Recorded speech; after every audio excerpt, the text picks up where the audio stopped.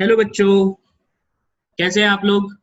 तो आज जो मैंने आपको कुछ क्वेश्चंस डॉट प्रोडक्ट पे दिया था उसका सॉल्यूशन वन बाय वन करने वाला हूं। Let's start with the first question. तो पहला क्वेश्चन आपसे क्या पूछा गया था, what is the projection of A vector on B vector. तो आपको पता है कि A dot B is equal to क्या लिखते हो आप, ए बी कॉस थीटा। अगर मान लीजिए ये बी वेक्टर है और this one is a vector, this is the angle theta. तो प्रोजेक्शन ऑफ ए मतलब ए का प्रोजेक्शन बी पे क्या होता है, आप लोगों को पता है, this is a cos theta. तो ए कॉस थीटा जब आप लिखोगे तो क्या हो जाएगा, ये a vector dot b vector by b. मतलब आपको ये निकालना है, लेकिन आप देख सकते हैं ये ऑप्शन में नहीं है। और अगर आप मेरा लेक्चर देखे हो तो मैंने इसको बताया था, बी वेक्टर जो है उसको आप कैसे लिख सकते हो, बी बी कैप। आप बी वेक्टर को मैग्नीट्यूड एंड यूनिट वेक्टर के साथ लिख सकते हैं। अब ये बी और ये बी कैंसिल हो गया, तो ए वेक्टर डॉट यूनिट वेक्टर किसका, बी का। ओके, तो second option is the correct option. Clear. ये हमारा क्वेश्चन नंबर 2 था। क्वेश्चन नंबर 2 में आपसे क्या पूछा गया, vector perpendicular to 4i cap minus 3j cap. तो हमको पता है कि अगर दो वेक्टर परपेंडिकुलर होगा तो उसका डॉट प्रोडक्ट जो है वो जीरो आने वाला है। तो अगर हम पहला का चलिए मान के चलते, 4i cap minus 3j cap का डॉट प्रोडक्ट हम पहले ऑप्शन के साथ कर रहे हैं, तो इसका जो आंसर आएगा वो क्या आएगा, आप देख सकते हो 16 i को i के साथ माइनस j को j के साथ। तो आप देख सकते हो it is not equal to zero, simply तो इसको छोड़ देते हैं। सेकेंड को अगर आप करते हैं, this is the first option, तो ये आपका गलत हो गया। ठीक है, ये परपेंडिकुलर नहीं होगा किससे, 4i cap minus 3j cap से। अगर अब आप इसको किसके साथ करते हो, ठीक है, 7k के साथ, तो ऑब्वियसली 7k ऐसे भी आप डायरेक्टली सोच सकते थे कि k जो है वो i से भी परपेंडिकुलर होगा और j से भी। तो obviously i dot k zero and j dot k is also zero, तो ये zero, this is the correct option, this is the correct option. Okay, clear है बच्चा लोग, is it clear, very good. तो बच्चे लोग ये है हमारा तीसरा क्वेश्चन। तीसरा क्वेश्चन आपसे पूछा गया था, the resultant of A vector, the resultant of A vector and B vector is perpendicular to A vector, what is the angle between A vector and B vector. तो आपको A vector and B vector का बीच का angle पूछा और दिया क्या गया है आपको, क्वेश्चन दिया गया है कि A vector plus B vector, तो this is going to be the resultant of A vector and B vector. ठीक है, is perpendicular to A vector, is perpendicular मतलब अगर इसको हम ए वेक्टर के साथ डॉट प्रोडक्ट करें तो ये क्या आने वाला है, जीरो आने वाला है। क्यों जीरो आने वाला है, क्योंकि दिस इज सी, आपको पता है ना ए वेक्टर एंड बी वेक्टर का रिजल्टेंट क्या होगा बच्चा, क्या होगा, ए वेक्टर प्लस बी वेक्टर होगा, इसमें किसी को डाउट नहीं, यही आपका रिजल्टेंट वेक्टर होगा। तो अगर बोला गया है कि ये रिजल्टेंट वेक्टर और ए वेक्टर परपेंडिकुलर है, तो हम बोल सकते हैं कि आर डॉट ए जो होगा वो जीरो होगा, सिंपल। तो बस इसको डॉट प्रोडक्ट कर लिए। अब आप क्या लिख सकते हो, A dot A plus B dot A equal to क्या, जीरो। तो ए डॉट ए क्या हो गया, ए स्क्वायर हो जाएगा, प्लस इसमें क्या लिख सकते हैं, ए बी कॉस थीटा या बी ए कॉस थीटा लिखो, कोई फर्क नहीं पड़ता क्योंकि ये कॉम्यूटेटिव है। ठीक है, दे हो गया जीरो। तो A B cos theta is equal to minus A square, तो एक ए स्क्वायर से एक स्क्वायर क्या हो गया भाई, तबाह हो गया। तो कॉस थीटा जो है वो क्या है, माइनस ए बाई बी। तो थीटा जो आएगा आपका वो आ जाएगा cos inverse minus A by B. Okay, बड़ा सिंपल सा था। तो कौन सा ऑप्शन हुआ बच्चा, this is also going to be the second option. तो बच्चे लोग ये हमारा फोर्थ क्वेश्चन है। तो फोर्थ क्वेश्चन आपसे क्या पूछ रहा है कि what is the component of 3i cap plus 4j cap along i cap plus j cap. तो मान लीजिए ए वेक्टर हम मान लेते हैं, ए वेक्टर को क्या मान लेते हैं, 3i cap plus 4j। Okay, और बी वेक्टर जो है वो है क्या मेरा, i cap plus j cap. Okay, अगर आपसे पूछा जाए व्हाट इज द कंपोनेंट, मतलब ए का कंपोनेंट, ए का component component along B vector, यही पूछा गया और ये डायरेक्शन के साथ पूछा गया है, तो इसको आप क्या लिखते हैं, ए का कंपोनेंट अलोंग बी, आप लिखते हैं ए cos थीटा, तो this will give you what, only magnitude. What about direction, तो डायरेक्शन में हम यहाँ पर एन कैप ले ले रहे हैं और ये यूनिट वेक्टर है, ये क्या है भाई, यूनिट वेक्टर, यूनिट वेक्टर, और ये यूनिट वेक्टर किसका होगा, unit vector of I cap plus j cap. क्यों, क्योंकि इसके अलोंग बोला है, मतलब डायरेक्शन जो होगा किसका, कंपोनेंट ऑफ ए वेक्टर का, वो किसके अलोंग होना चाहिए, इसके अलोंग, तो इसीलिए मैंने मैग्नीट्यूड लिख दिया और डायरेक्शन किसके अलोंग कर दिया, किसके अलोंग कर दिया, आई कैप प्लस जे कैप के अलोंग।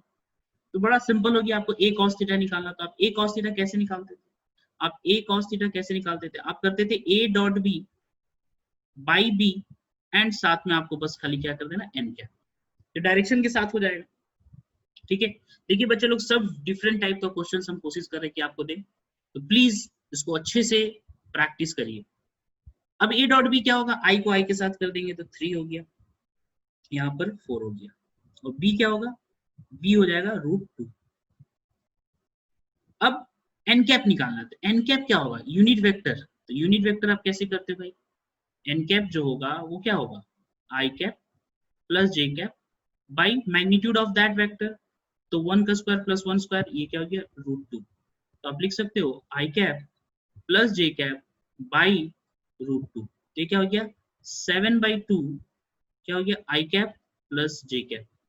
तो आप देख सकते हो फोर्थ ऑप्शन इज मैचिंग, तो क्वेश्चन नंबर 4 का जो आंसर है वो क्या होगा बच्चे लोग, वो क्या होगा fourth. Is it clear, please बच्चे लोग कमेंट जरूर करें कि आपको सब चीज समझ में आ रहा है कि नहीं आ रहा है। तो बच्चा लोग, ये हमारा क्वेश्चन नंबर 5 है, आइए इसको सॉल्व करते हैं। बड़ा सिंपल प्रॉब्लम है, प्रोजेक्शन ऑफ ए वेक्टर, मान लीजिए इसको ए वेक्टर ऑन वाई एक्सिस मतलब जे के, तो मतलब आपको क्या निकालना है, ए डॉट जे निकालना है, ये क्या हो जाएगा भाई, ठीक है, तो आपको अगर पता है कि ए डॉट बी अगर हम लिखते थे तो इसको क्या लिखते थे, ए बी कॉस थीटा, और प्रोजेक्शन ऑफ ए वेक्टर अगर निकालना है अलोंग बी तो आप क्या लिखते थे, ए कॉस थीटा निकालते थे, जिसमें आता था A dot B by D. ठीक है, अगर आपको सिर्फ मैग्नीट्यूड चाहिए था, डायरेक्शन होने से आपको क्या करना है, जिसके अलोंग होता है उसके अलोंग आपको यूनिट वेक्टर लिख देना है। तो अभी आपको सिर्फ ये पार्ट करना है, तो ए डॉट बी, तो यहाँ ए डॉट जे लिख दी, ठीक है, तो आपको यहाँ जो ए कॉस थीटा निकालना है वहां क्या लिखेंगे, a vector dot j cap by 1।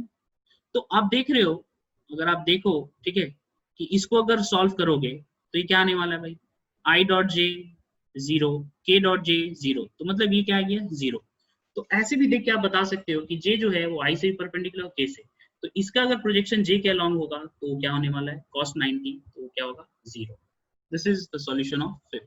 Okay, तो आइए 5 ऑब्जेक्टिव किए, अभी इसको सब्जेक्टिव टाइप है ये।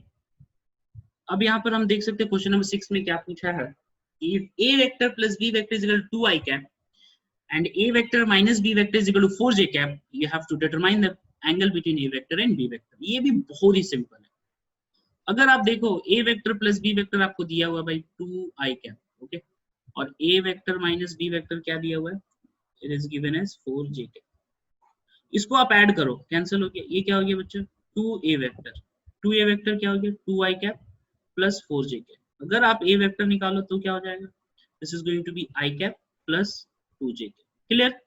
अब ये जो वेक्टर था a vector plus b vector जिसको आप 2 I cap था, और a vector minus b vector जिसका वैल्यू क्या था 4 j cap, इसको इंस्टेड ऑफ एडिंग अगर हम इसको सब्ट्रैक्ट कर लें तो ये क्या आ जाएगा, ये कैंसिल हो जाएगा, और अभी जो आएगा वो 2b वेक्टर आएगा, तो क्या आने वाला है 2 I cap minus 4 j cap। तो b वेक्टर जो आएगा वो क्या आएगा I cap minus 2 j cap। ठीक है, 2 कट जाएगा और ये आ जाएगा। अब आपको एंगल निकालना तो a डॉट बी, क्योंकि हमको पता है कि a डॉट बी एंगल निकालने के काम में आता है, तो a डॉट बी आई को आई के साथ 1 हो गया और 2 को 2 के साथ विथ साइन, तो ये क्या हो जाएगा -4। अब a डॉट बी तो ये हो गया, ठीक है, ये काम करते हैं, इसको अभी हटा देते हैं, और a डॉट बी को पहले हम लोग क्या लिखते हैं A B cos theta. Okay, ये तो फॉर्मूला जानते हो, और यहाँ पर हम लोग लिख देते हैं क्या आई को आई के साथ 1, और ये हो गया 1 - 4। ए का मैग्नीट्यूड क्या हो जाएगा √5 और बी का भी आई थिंक मैग्नीट्यूड क्या हो जाएगा √5. This is cos theta. तो cos थीटा जो यहाँ पर आएगा वो I think it is going to be -3/5. तो अगर आपको थोड़ा सा भी याद है ट्राइंगल, थोड़ा सा भी अगर ट्राइंगल याद है, ठीक है, ये बहुत ही फेमस ट्राइंगल भाई, ये थीटा है, ठीक है. अगर ये 53 है ना, ये 53 है, तो ये क्या हो जाएगा बच्चा, देखिए ये तो 5 है कंफर्म है. अगर यहाँ देखो 37 या 53 में बहुत जन को कंफ्यूजन होता है. अगर ये 53 है तो यहाँ 4 होगा, ये 3 होगा, बस ये बड़ा तो ये सामने में बड़ा हो जाएगा, ठीक है, कोई दिक्कत. तो ये 53 है, अगर मान लो ये 53 है, लेकिन यहाँ पर माइनस है, तो एकदम सिंपल सा लॉजिक है कि 3/5 क्या होता है, cos 3/5 53 होता है. cos 53 जो है वो क्या होने वाला था 3/5, और ये नेगेटिव है, कुछ नहीं करना है, जो एंगल है उसको 180 से सब्ट्रैक्ट कर दो, ज्यादा कंफ्यूज होने का जरूरत नहीं है.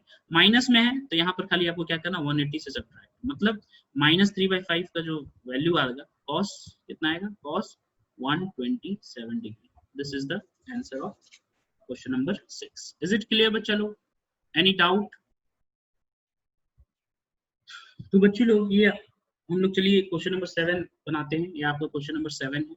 ओके, तो इसमें क्या दिया हुआ है, तो ये भी एक यूज है डॉट प्रोडक्ट का कि आप डॉट प्रोडक्ट से बहुत सारा वेरियस फिजिकल क्वांटिटी निकाल सकते हो. जैसे वर्क डन का हम आपको बताए थे कि अगर आप डॉट करते हो F.S का तो आपको वर्क डन मिल जाता है.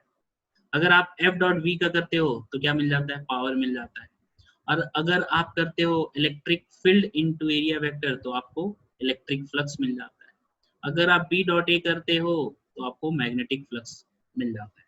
तो dot product is very useful to determine various physical quantity. Okay, तो यहाँ पर अब हम लोग को क्या है भाई, वर्क डन निकालना है, तो obviously this is the formula which we are going to use. तो ये फोर्स लगा है, ये फोर्स लगा है जो बॉडी को मूव कर दे रहा है R1 से R2 तक. तो यहाँ पर हम बोल सकते हैं कि मेरा जो डिस्प्लेसमेंट वेक्टर होगा R वेक्टर, वो क्या होने वाला है, simple R2 vector minus R1 vector. इसमें किसी को डाउट नहीं होना चाहिए, वेक्टर इतना बात कर चुके हैं, ठीक है. तो R2 वेक्टर, अब I को I के साथ सब्ट्रैक्ट करो, 7 - 1 क्या हो गया 6i कैप, प्लस 10 - 2 क्या हो गया 8j कैप, 5 माइनस ऑफ -2 तो क्या हो गया +7k cap. Is it clear? अब आपको वर्क डन निकालना, तो आप क्या करेंगे F.Δr कर दो. तो यहाँ पर देखिए 2 को किसके साथ, 2 को किसके साथ बच्चा लोग, इस 2 को 6 के साथ, कितना हो गया 12. 8 को 3 के साथ साइन के साथ लिखना होगा आपको -24, और ये 7 3 से कितना हो गया भाई 21. तो इसका सॉल्व करके कितना आ रहा है आंसर भाई, यहाँ से 3 बचा तो ये आएगा 9 जूल. कैलकुलेशन प्लीज देख लीजिएगा, 20 देखिए यहाँ से क्या बचेगा -3 और 12 में से -3 किया तो 9 जूल. तो 9 joule is the correct answer. Is it clear? Concept very important, concept बहुत इंपॉर्टेंट है, तो कंसेप्ट को सीखना ज्यादा महत्व रखता है आपके लिए, ठीक है. चलिए लास्ट क्वेश्चन बचा है, लास्ट क्वेश्चन हम लोग कर लेते हैं. तो बच्चा लोग लास्ट क्वेश्चन जो कि एक प्रूविंग है, तो चलिए लास्ट क्वेश्चन सॉल्व करके इस लेक्चर का एंड करते हैं. यहाँ पर क्या पूछा है, if unit vector a cap and b cap are inclined at an angle theta then prove that. तो आपको ये प्रूव करना है. तो बड़ा सिंपल सवाल है, ये भी कुछ टफ नहीं है.